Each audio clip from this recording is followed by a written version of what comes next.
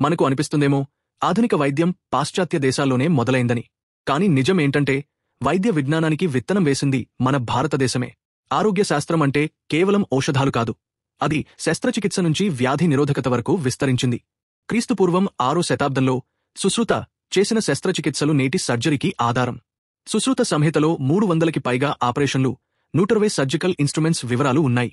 ఇవాళ ప్లాస్టిక్ సర్జరీగా చెప్పుకునే విధానాన్ని అప్పుడే అభివృద్ధి చేశాడు. అందుకే సుశ్రుతని ఫాదర్ ఆఫ్ సర్జరీగా పిలుస్తారు. మరోవైపు చరక, ఆహారం, జీవనశైలి, మనసు ఆరోగ్యంపై ఆయన చెప్పిన సూత్రాలు నేటి వెల్నెస్ కాన్సెప్ట్కి ప్రేరణ. 500కి పైగా మెడిసినల్ ప్లాన్స్ ఇంకా వాటి ఎఫెక్ట్స్ గురించి వివరణ ఇచ్చారు. అందుకే ఇతనిని ఫాదర్ ఆఫ్ ఇండియన్ మెడిసిన్ అని అంటారు.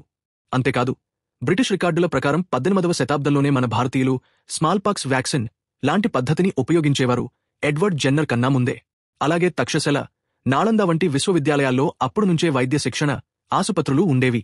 ఈ సత్యం మనందరికీ తెలుసుకోవాలి. ఆధునిక వైద్యానికి మూలాలు మన భారతదేశం నేర్పినవే. మన పూర్వ వైద్యులను గౌరవంగా గుర్తుంచుకుందాం. ఇలాంటివి మరిన్ని తెలుసుకోవాలంటే లైక్ ఇంకా షేర్ చేయండి. మన ఫ్యాక్ట్స్ తెలుగు సబ్స్క్రైబ్ చేయండి. జై హింద్.